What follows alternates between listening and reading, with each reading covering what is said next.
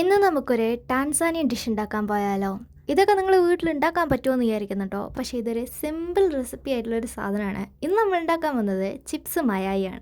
ആദ്യം തന്നെ നമുക്ക് ഈ ഫ്രഞ്ച് ഫ്രൈസ് ഒക്കെ ഉണ്ടാക്കുമല്ലോ, അതുപോലെ ഈ പൊട്ടറ്റോ മസാലയൊക്കെ തേച്ചൊന്ന് സെറ്റാക്കി എടുക്കാം.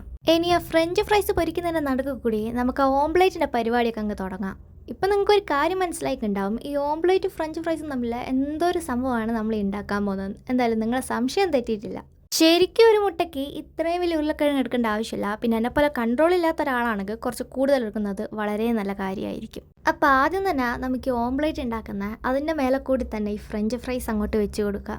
എല്ലാവരും സൂക്ഷിച്ച് മാത്രം ഒന്ന് മറച്ചിടുക. എന്നോട് അമ്മ പറഞ്ഞാണ്, ഈ പാൻ എടുത്തോ, ഇതാണ് ഞങ്ങൾ സാധാരണ മുട്ടയൊക്കെ ഉണ്ടാക്കാറ്, ഇതാകുമ്പോൾ വേഗം കിട്ടും. എങ്ങനെ ഇരിക്കുന്നത്? കുഴപ്പമില്ല, ചിലയിടത്ത് ശരിയാവും, ചിലയിടത്ത് ശരിയാവില്ല. എൻ്റെ എന്തായാലും ശരിയായില്ല. എന്തായാലും നമ്മുടെ ചിപ്സുമായായി ഇവിടെ റെഡി ആയിട്ടുണ്ട്. എന്തായാലും ഇതിൻ്റെ റിയൽ പിക്ക് ഞാൻ ആ സൈഡിൽ കൊടുക്കാം. കുറച്ച് വിഷമത്തോടു കൂടിയാണെങ്കിലും കുഴപ്പമില്ല, ഷേപ്പ് മാത്രമല്ലേ പ്രശ്നമുള്ളൂ, ടേസ്റ്റ് ഉണ്ടല്ലോ. നിങ്ങൾക്കും പറ്റുമെങ്കിൽ ഒന്ന് ട്രൈ ചെയ്ത് നോക്ക്. ഇപ്പോഴാണ് എൻ്റെ മിസ്റ്റേക്ക് എവിടെയാണെന്ന് മനസ്സിലായത്. നമ്മൾ ആദ്യം തന്നെ പാനിൽ ഫ്രഞ്ച് ഫ്രൈസ് ഇടണം, എന്നിട്ട് വേണം ഓംപ്ലേറ്റ് വയ്ക്കാൻ. അപ്പം ഇന്ന് അത്രേ ഉള്ളൂ. ബൈ.